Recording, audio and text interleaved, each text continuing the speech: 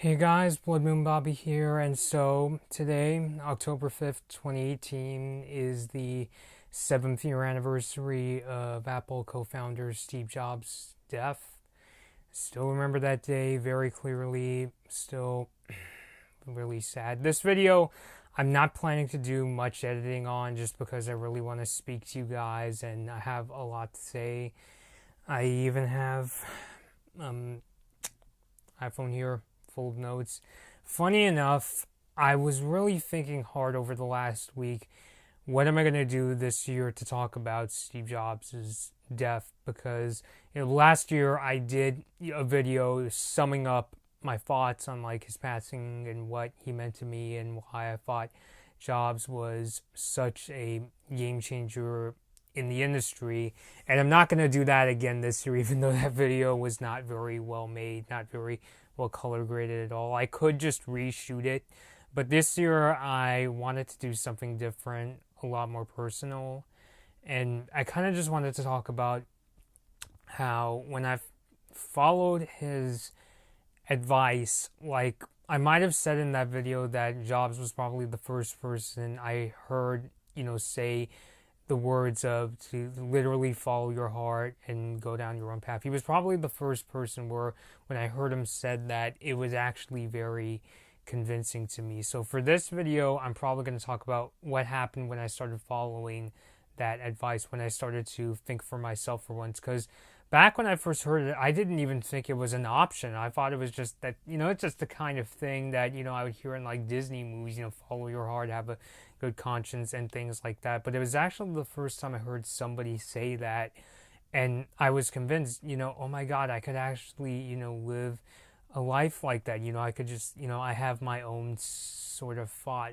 So I'll tell the story of, you could almost call this the story of my early days of how I wanted to do computer science and then I switched over to photography. But I wanted to make this video more so about what happened when I followed his advice. And I can't say there is a good or a bad ending to this story because, I still know I've got, I know there's a lot more that's waiting for me in my future that's both good and bad. I can say, though, I think ultimately I was put on a good path. So I first started, I always knew what Apple was, like pretty much ever since I was a kid. My mom had a Apple computer. I think it was like a Mac from the 1990s that sat in what would become my sister's bedroom. But I remember I used to go on, we used that room initially for storage, and I used to go on there. I think I used to play computer games, and then we switched out to a IBM computer, and I knew what Apple was, but I really started following them when right around the time the iPhone came out. When I first heard word of the original iPhone back in 2007, I remember it was on the front page of the LA Times, and they covered it, and they were like, ooh, touchscreen iPhone. And it wasn't until the iPhone 3G, came out the next year that I really got to try it out, and it was really kind of funky. And I'm going off a tangent here. I'm talking about, my history with Apple, but I really started following Steve Jobs when I came across the WWDC 2008 conference. So I was getting into him, and, that was how I started to get into Apple full time. And of course, I was using Macs in my middle school, using them to edit videos. That was where I started to learn about broadcast journalism and things like that. So, but around that same time, in terms of what I wanted to do with my life, was really hazy because I knew I liked, taking pictures. Middle school was where I discovered my love for photography. But in terms of like what I was going to do for a career, my parents really wanted me to get into, my mom especially, and my dad, I know he didn't want me to be a dentist or an orthodontist, but like my mom especially, like, wanted me to go into the medical field or healthcare because, there's job security. All my, relatives were becoming doctors or lawyers, and when they tried to go into other professions, they often struggled. So I don't know. I just didn't think back then, like, going about it my own way. I honestly just associated being independent and having my own independent thought and doing what I wanted to do that was just the kind of, free thinking, kind of childish mindset. I always thought, well, the parents, even if I disagree with them, they were my parents. They were the authority figures in my life. The idea of, choosing my own career wasn't even really my thought, because the idea of independent thought wasn't, that wasn't even like, it didn't even occur to me at all. I wasn't aware that, everybody around me, was growing up. We were going from middle to high school, and everybody was starting to make their own plans, going, whether it be going on dates, choosing a career, choosing what college, choosing a career path, and all this sort of stuff. I just thought, okay, it sucks, but, I don't really know if I have a choice. I didn't even think, shit, I don't have a choice. I just have to do it. It was just, okay, I'll, that's going to be my job, I guess. And then 2011 comes, October 5th, 2011. I still remember it was raining that day in the city I live. I lived near Los Angeles, and it was raining that day. And when I got back from my cross-country practice, I was, going to my dad's orphanage office to get some things. My dad sees me coming in, and he says, "Hey, Steve Jobs died." And, not in a celebratory way, of course, he meant it in the, like, that sort of, oh my God, I can't believe it, that kind of way.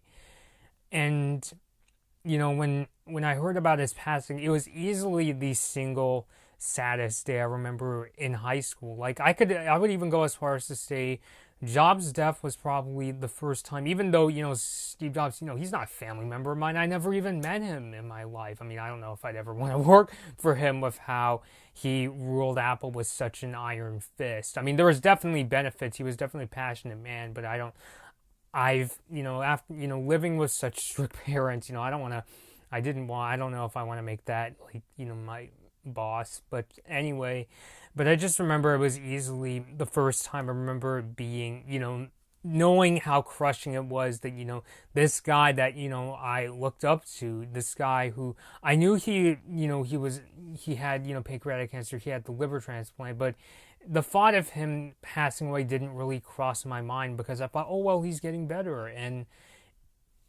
when he, stepped down as Apple's CEO and Tim Cook took over, I didn't take it as a possible sign that, maybe he's, that's a sign that, he's passing away. Today, when you hear on the news, we heard recently that, Barbara Bush and John McCain, they passed away. And the really telling sign was they both stopped treatment, and they basically said, we're done with treatment. Today I recognize, yeah, that's probably a sign that they're coming to an end. But back then I thought, oh yay, he got liver transplant, he'll be good. I remember my friend at the time, my friend Aditya, we were really big Apple fans, and he thought, oh, Steve will be good for another 10 years, but nope, passed away.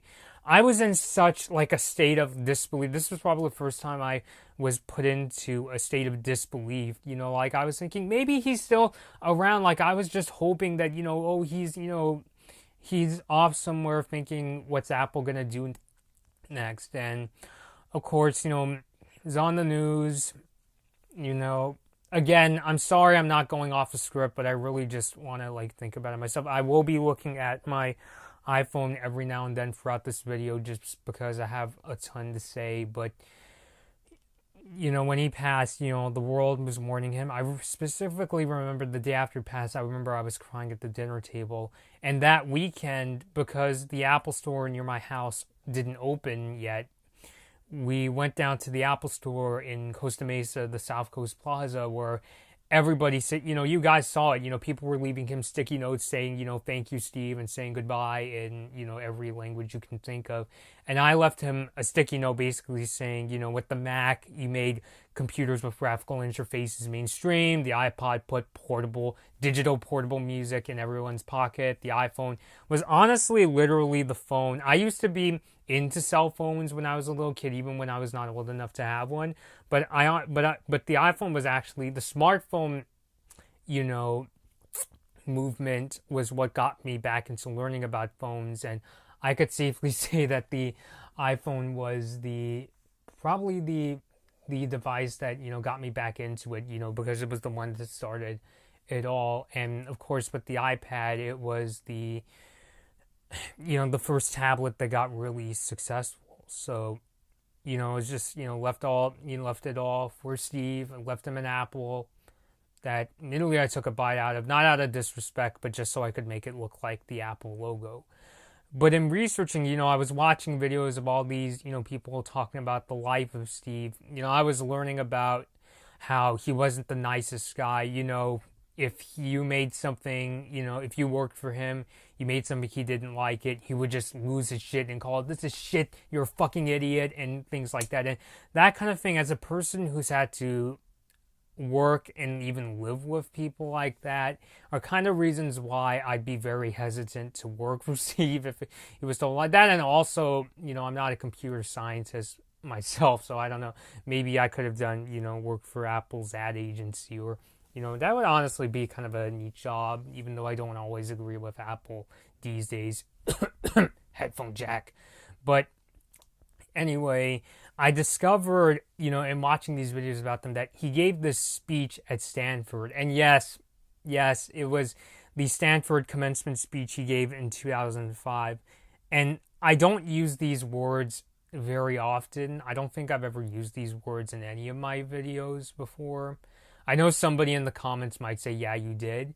But I'm not going to lie, that commencement speech was life-changing to me, I specifically remember the segment. I'm not going to show you the speech in this video only because I know Stanford will, is going to, will have my ass if I post it. But I remember him saying this particular quote, and it really resonated with me. And it said that, quote, "Don't be trapped by dogma, which is living but the results of other people's thinking. Don't let the noise of others' opinions drown out your own inner voice. And most important, have the courage to follow your heart and intuition. They somehow already know what you truly want to become. Everything else is secondary."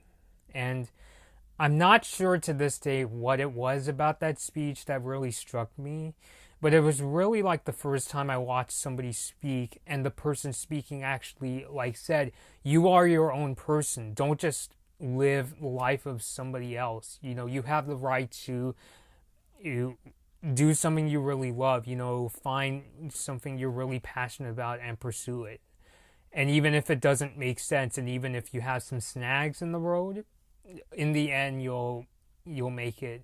It'll be all worth it. So from the time I listened to that speech, I ultimately decided, okay, math and science are just way too complicated for me. And I'm not saying, that the medical industry is worthless. It's not. If you're studying to go into the medical field, you want to become a doctor, a pediatrician, dentist, Godspeed to you. You're much, much smarter than me.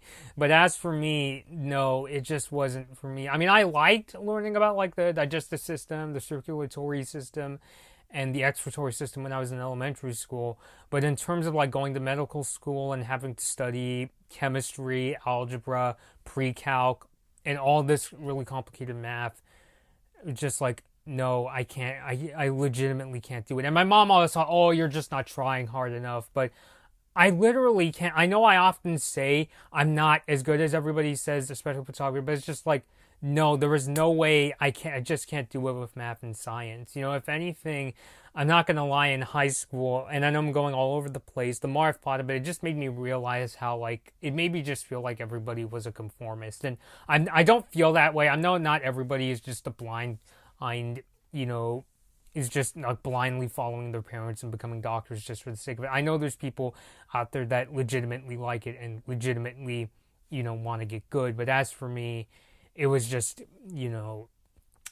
it was just something that, it's not that I have no interest. I love learning about, the human body. I like learning about diseases and things like that, on my downtime. It's not that I don't love it. It's just that I just, all this medical stuff just, goes beyond my head, to be quite honest. So I decided that because it's from around the age of 8 years old, I was good at, computer related stuff, in terms of I was the person my family members came to in terms of how do I, I'm having trouble connecting to the internet. Can you help me out? And I was learning about things how different IO work, how to get on the internet, what to do if, learning about, hey, you should back up your hard drive when you have a lot of content, or telling people, should I get a Mac or a PC? As that kind of person. It wasn't that I was a computer scientist in terms of learning how to code. I just like learning about computers, learning how to figure them out, and just figuring out operating systems, backing up, that kind of stuff. It wasn't that I was good at coding, but I figured since I was good at that stuff, hey, maybe I should give learning computer science a shot. And even though I was not good at math, I figured, okay, don't focus on the whole medical aspect. Learn to get good at math so you can take computer science classes in high school. And because of that, I remember just struggling throughout, high school in terms of, taking math classes that were, looking back, way too advanced for me. I remember taking an algebra class in high school, and in my first semester, or when I showed my parents my first quarter report, I got a D, and they were just pissed off. They were trying to find me a tutor. They were extremely angry at me.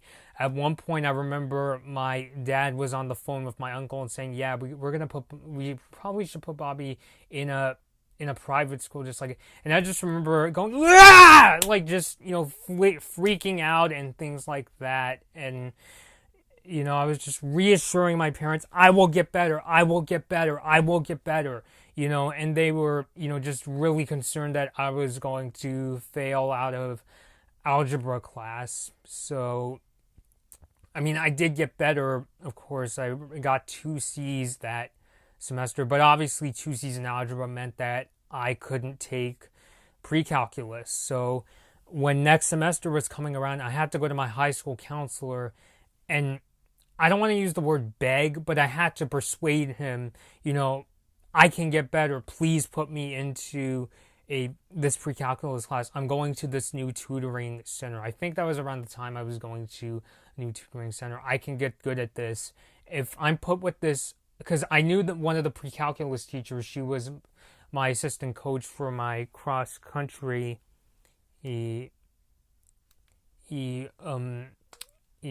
practices, and he said, okay. So I took it. Struggled really hard, but I was doing this all because pre-calculus was one of the courses that a lot of people had to take if they wanted to take computer science classes. But I think I got a C my first semester, and then I got a D the next semester. And unlike that progress report where I could fix it and get a C, that was just my final grade. So I remember I was trying to hide from my parents, that, okay, I'll just take an online course and fix it, because I was told, just take an online course. And then slowly my parents found out, and, I don't know how they did. My mom, was like, I remember I was about to go to bed one night, and she, came to me saying, I know you got a D. And she kept on saying to me, you let it drop. And it's just like, I didn't let it drop. It was just so much of a struggle for me. So I just spent the whole summer, just retaking pre-calculus. And I just realized, oh fuck, I'm going to be applying to college soon because it was my senior year of high school. What am I going to do? There's no way, if I keep taking these really advanced math classes, I'm probably going to fail out of senior year and won't be able to graduate. So I ultimately decided I can't do this anymore. And it really pained me because I felt like, I still have, I should still try, right? I should still, no matter how hard it gets, I'm still going to try. But I ultimately decided, no, I can't do this. I have to figure something out. What am I going to do next where I could move on with my life, figure out a career I'll be good at, but not have to worry about failing many, many classes. So that summer I decided that because one of my other hobbies in high school was photography. As I said earlier in this video, I picked up photography because I enjoyed taking pictures when I took trips to Canada and Washington, D.C. which, by the way, I so want to go back to Canada one day. I really want to visit places like Manitoba, Saskatchewan, Quebec, maybe even Prince Edward Island, because I've just been so desperate to go traveling again. Things are just, but anyway, but because of that, and since many people in my life, like my friends and even like my parents, they liked the pictures I took, I said, okay, I'm going to move into photography. And of course, my parents didn't like the idea because, income, and my mom even said, if you want to do photography, we're not going to let you go to a four-year university. You're just going to go to a community college.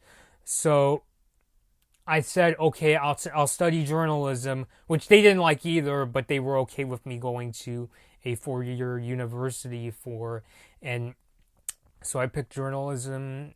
In my last high school year, I took very basic science and math classes to just, finish things up. And so I graduated high school, went on to college. I started off as a photographer, and I know I've just been going all over the place, but trust me, this all, comes back together in the end in terms of following my instincts. And so I became a photographer for about 2 semesters, but I was just a very unconfident person in college. I know, and part of me still is, but even back then, I was tempted to join the school newspaper in my first semester. I even had like my first journalism professor. I asked him, can I join this paper? And he said, yeah. But I didn't in my first semester. I actually joined right around the time the second semester was starting. And I just thought, well, I've taken photographs of like sports, like my cross country team. I took photographs at a school play in high school. I don't know if they'll hire me because I'm not the know-all end-all of photography. I still don't think I am to this day, but I've learned quite a bit since then. So I applied. My first photo editor, who's still a really awesome guy, I remember he looked at my pictures. I mean, he liked them, but even though he said you could fix your white balance a bit, but he ultimately hired me. So I just started off taking pictures of sports games. As time went on, they first had me take pictures of games like basketball games, because basketball was like the really big sport of my college. We didn't have a football team, so basketball was like the next big thing for us. And as time went on, they liked the pictures I took. My photo editor was like, can you shoot a volleyball game? And then the next time, can you shoot a baseball game? Can you shoot a soccer game? Can you shoot water polo? And as time I got more opportunities, and yeah, they ultimately liked my work to the point where, without applying, in the next semester, I think, or something like that, let me think. Yeah, the next semester, the new editor-in-chief, I was working one night, I think it was like around the night before school was about to start, or the weekend before, but I was leaving, and my editor-in-chief asked me, would you like to be our assistant photo editor? And I said, oh, yes, that's really great. And I asked him, is there anything else I have to do? No, we're giving you the title, but your job is pretty much going to be the same, which not quite the same, because when I became an assistant photo editor, I was also allowed to post pictures from Instagram. And this is what I meant in some of my previous videos when I talked about the usefulness of having Wi-Fi in cameras. It was because after I would get done with photographing a sports game, I would always post a picture like the money shot or the one really good photo. I would convert it from RAW to JPEG and put it on my phone and post it on our newspaper's Instagram. So, and being an assistant photo editor, because I took a photojournalism class, that also meant that my professor had me help out students, helping them figure out how to take better pictures, how to get around, using Adobe Lightroom and things like that. Especially since my professor preferred using the software Photo Mechanic, I had to take on all of these things. And then came the time to apply for editor again. And so I got, okay, fuck it. I know I've been really nervous about applying to be a big-time editor, but this time, god damn it, I'm gonna do it. So I was just like, but damn it, and I shouldn't say damn it, but my photo at the time was still, she held the position, so I couldn't, get the job. So I thought, well, I enjoyed posting social media posts on, at the time, what we called my Kumite World social media page. So maybe I'll apply to be a social media editor. And when I applied, I pretty much told the incoming editor-in-chief and managing editor, hey, I want to post all these really cool posts across our social media pages, whether it be Facebook, Twitter, Instagram, and they were like, yeah. And and later that day, when I got out of class, I got a phone call from the incoming editor-in-chief saying, hey, you got the job. We really like you. And so I thought, yay, my first big editor position. The first time I'm going to get paid doing something for my newspaper. And the job was tough as nails. And I just remembered my first days working as a social media editor. I would just, post all over the place. It didn't correlate with the way my multimedia editor, Yasmin Cortez, who I'm still friends with Yasmin to this day. I honestly wish that I can get her to do more videos. But I remember I would just be posting stuff and she would say, what are you doing? You did it wrong. And I was just so bummed. I was just like, can I keep doing this? Like, I mean, I even had like a couple days where I was depressed. And I'm not going to say, I don't want to go into detail about what ultimately made me turn around, but I just remember going into my editor-in-chief's office and saying, okay, we're going to start like scheduling posts just so we know what you're up to. And my managing editor, well, Yasmin, I think told me, focus more on posting original content, like, posting our stories rather than prioritizing sharing content from other websites. And from then on, I only shared content when there was like an event coming up, when our school's student government was having a big event, or when there was a breaking news story and we couldn't get to it fast enough, so I had to post from like ABC or NBC. So, ultimately, it got better and better. I ended up being able to teach students, how to live tweet when there's like a political event going on and how to use Snapchat. And of course, I was still teaching. Well, around the same time, even then, after I got done with that photojournalism class, I would go back every now and then to help students, learn how to take pictures. And then from there, I did a good job as social media editor. The next semester was coming up, and and Yasmin, I think she was like texting me one day when I was taking marketing classes, and she was like, please, can you be the next multimedia editor? And when I went on into an interview with the incoming editor-in-chief at the time, she was like, I was the only person that they could think of for the job. So I ultimately, got the multimedia job. When I became multimedia editor, I was taking PR classes, kind of like what happened when in high school when I said, okay, I can't do comp sci, I have to figure out something out. This time I was still able to do photography, but I figured, what do I do if I can't? Well, actually, that was not the case. It was more, well, I'm good at, social media editing and my newspaper likes me, so maybe I'll take PR classes. So, yeah, I took PR classes, and the next semester I started making a lot more videos for them, of news events, protests. One of the first videos I ever made was actually of the Nintendo Switch launch. So, yeah, I could ultimately say by going down the photography route, by pursuing yet another passion of mine, I was able to bring the best out of me because, and I should have mentioned this earlier, when I started out as a photographer for that newspaper, I was like the shyest kid. I really wouldn't say much. I didn't joke around because I was under the mindset if I screwed up, I might get canned. It wasn't the newspaper's fault. I was just really paranoid.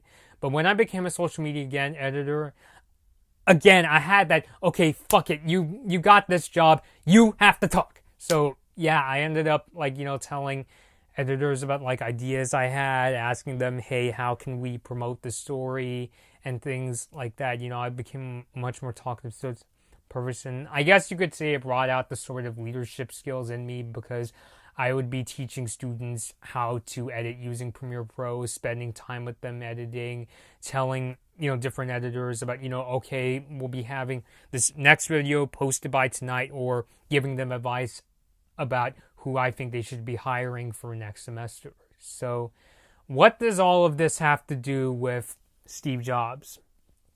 What does this, what does telling I guess you could say, my life story, what does that have to do with the late Apple co-founder?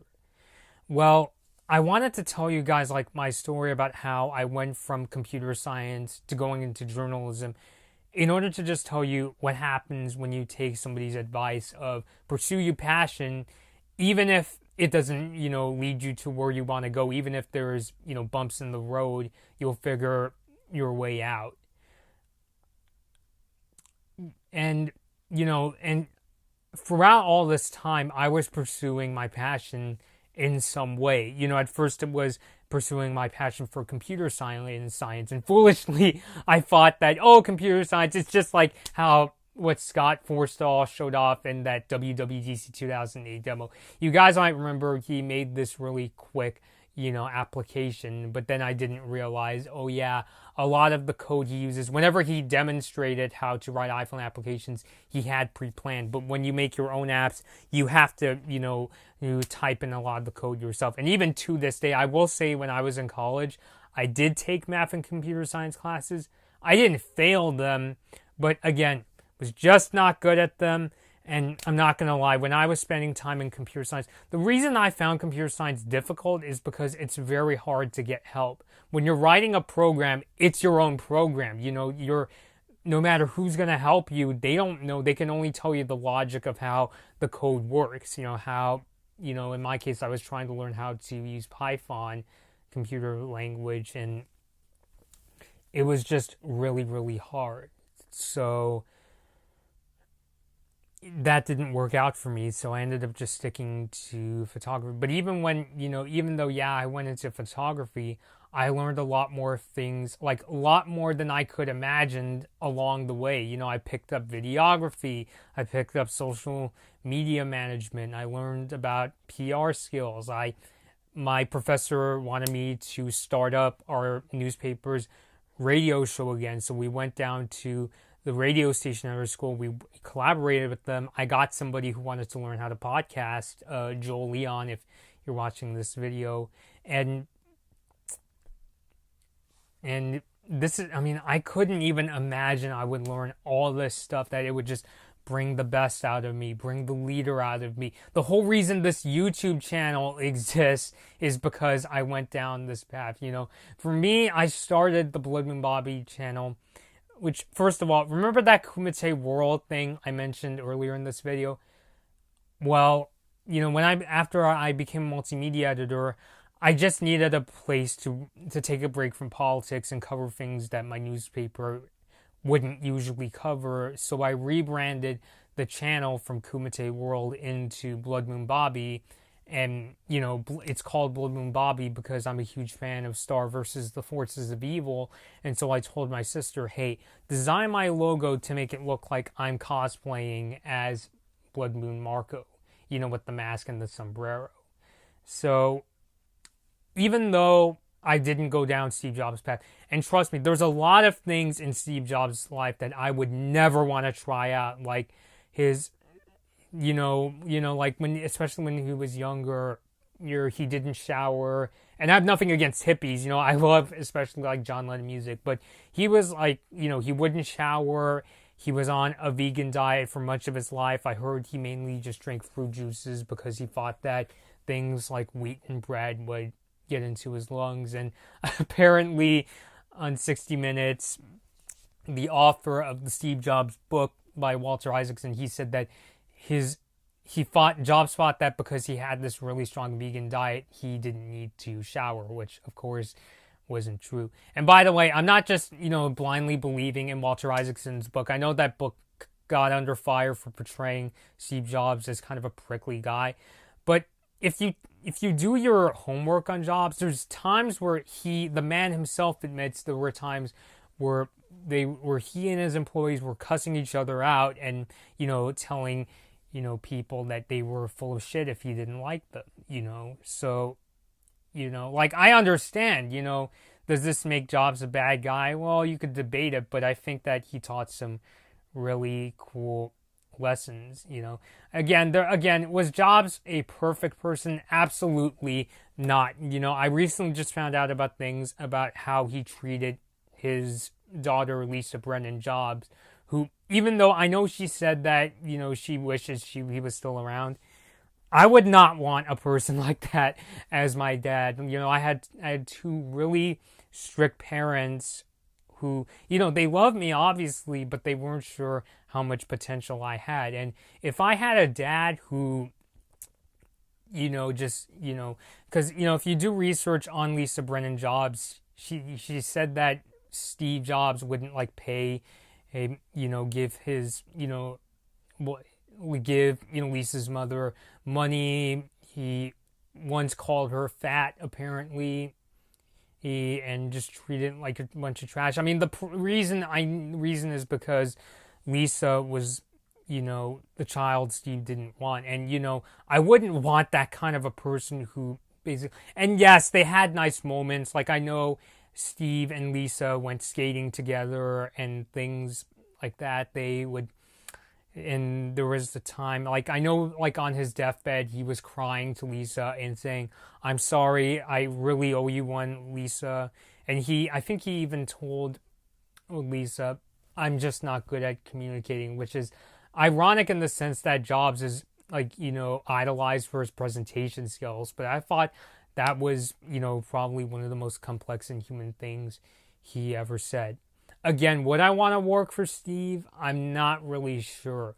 But he is the kind of person where if I got the chance to meet him, even for an interview, if I got to meet him, just like how I met Darren FC last weekend at the Gallery Nucleus, and shake the guy's hand and tell him about how his words have changed my life, I'd be so down for that, to be honest. And there's even other things that Steve said. I remember he even once said that when you ask for help, asking for help is good because you're telling the person, "Hey, I have respect for you. I respect you as an expert. I want your help." And for me, hearing that quote, I was just like, I'm so stupid. I should keep that in mind every time, I ask for help, So, I didn't really want to make this video just to say, "Oh, Steve Jobs is so wonderful." I'm posting this video not so much to talk about Steve, but to talk about what happened when I followed his word of, not being trapped by dogma and, pursuing my passion, even if there's going to be bumps in the road. And I could safely say I've definitely had my bumps in the road, especially in high school, taking those really hard math classes, even if I shouldn't. But I think going down this route so far, and I know, there's, so much waiting for me. I'm well aware I should keep in mind that there's probably going to be people down the line that, are willing and wanting to meet me and help me. I look at it in the perspective of 10 years ago, I didn't know who Stephen and Gabby were, but I'm really glad I met them and now we're friends. So now, in another 10 years, I'm probably going to meet more amazing people like them. So I can safely say that by following Steve's word of pursuing my passion, even if it doesn't make sense, by doing that, I can say it brought out the best of me, and I honestly feel happy, I may not know what's next for me, but I have a lot of faith in what I'm doing. And, I still know I have a lot to learn from Steve's words, because even to this day, my friends, my sister Penny, who, designs a lot of the logos you see for my channel, she, has now, is now grown up and, is thinking so independently to a point where even when our parents disagree with her, she doesn't, take it super personally. She just takes it as, okay, well, I disagree with them, but that's okay. And even to this day, I will say I still kind of have that guilt trip effect of, maybe my parents are right. Maybe I should listen to them. Oh, no. Will I be okay? Because, they were coming from the perspective of they're not sure if I could make it out there as a photographer. Even to this day, my mom is like, okay, maybe you don't have to go into the medical field, even though she's like, you kids should do healthcare. But she was saying to me the other day, why don't you go into finance? You're good at using a computer. And I really hate when like people, I know I shouldn't, bag on people for, because we're not all computer enthusiasts, but a lesson I think a lot of people need to learn is just because somebody is likes to learn about computers doesn't mean that they're good at coding and they're going to be able to hack into the Pentagon and make missiles pop up.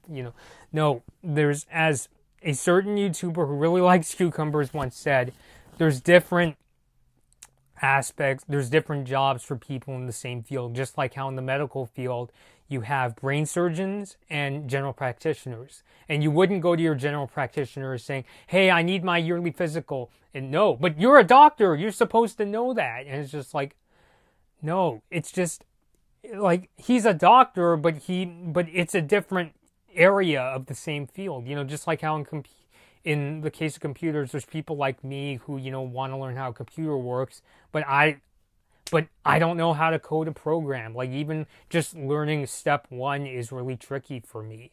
And again, hey, if you're, a kid who's like a computer or science genius and you're pumping out games on like the App Store or Steam and you're 15, 16-year-old, more power to you. You're going to have an amazing future ahead of you. I mean that with all my heart. But as for me, I know what I am. And over the years, I've definitely gotten a lot more confident and more self-aware of myself. Not to the point where I want to be just yet. I still really wish that day will come soon where I can really think for myself and not be worried about, things like, have to worry in every case, is this my doing or not? The day where I can just completely rely on my own intellect. I mean, that day hasn't come for me just yet. It's come for a lot of my friends and even my sister, but I hope it comes soon for me. So at the end of the day, I think that ultimately by pursuing, like, going down my own path, there's a lot more that I could talk about. I've learned, that, being like, when, being like any kind of, not just being a doctor, but, when you become super wealthy, there's a lot of, negatives to that. And, I've learned that, if I just, blindly went with my parents' beliefs, that, it wouldn't really help me out in what I'm doing now, especially since, I'm doing a profession that my parents know so little about, social media management. And as time goes on, I have to rely on like my thoughts even more because, I know my profession, I don't want to say better, but, I know more about it than like my friends who are doing things like film or going into the medical field or going into law school and things like that. So I know I have to eventually one day, and even like my parents are like, you need to independently, you can't just rely on mommy and daddy the rest of your life, which I kind of think they're exaggerating. But even then, when I do things my own way, they get upset and, this is not normal and things like that. So, but I'm going to end it here and say by, taking, Steve Jobs' advice of, pursuing your own passion, even if there's going to be bumps in the road, I think it ultimately, has led me to a good place I like to be in right now. And even if I'm not exactly sure where this will lead me, I'm excited to see where this will lead me. I mean, just thinking about how I went from a path of going from, computer science and then, trying because I really wanted to do it, and then going into photojournalism, and then from there going into things like social media management and PR. I've uncovered things, and because it is something I enjoy doing, it brought out the best in me, and I've uncovered things about me that I could never have seen coming in, like 5 or 10 years ago. So I'll end it here. Again, and what does this have to do with Steve Jobs? For me, I'm just talking about, how taking Steve's advice, has affected me, because I don't know if I would have wanted to have worked with Steve, because I don't know what I'd do for him, and I'm not sure if he would have even liked me, to be quite honest. And I've dealt with so many, people, I've dealt with people in my life that are like angry and have, very little confidence in me and tried to set me straight in what I wanted to do. I lost my train of thought, but I can safely say I think that it is like by doing something that makes me feel good, and by doing something that's promising, but I'm good at, and I enjoy doing. Because I've learned what true passion is not finding the career that's like super perfect for you. Doing something you're passionate about means that you could be working until 3 a.m. and if nothing like bothers you, I mean, yes, it's not an ideal situation, but if all you could think about is pursuing what you want to do, even if it's not at the right time, or even if there's flaws, if you really enjoy doing something and all of that glosses over any problems you have to the point where you could barely notice them, then then that's what true passion is. So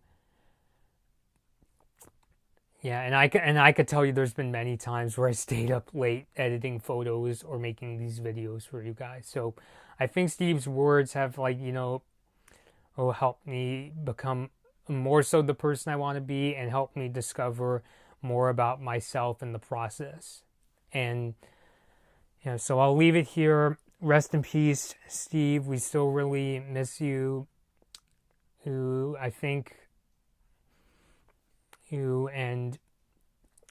I'm just going to end it here. I'm honestly just so beyond words. So if you guys made it to the end of this video, thank you guys for listening. I even hope this video will do you some good.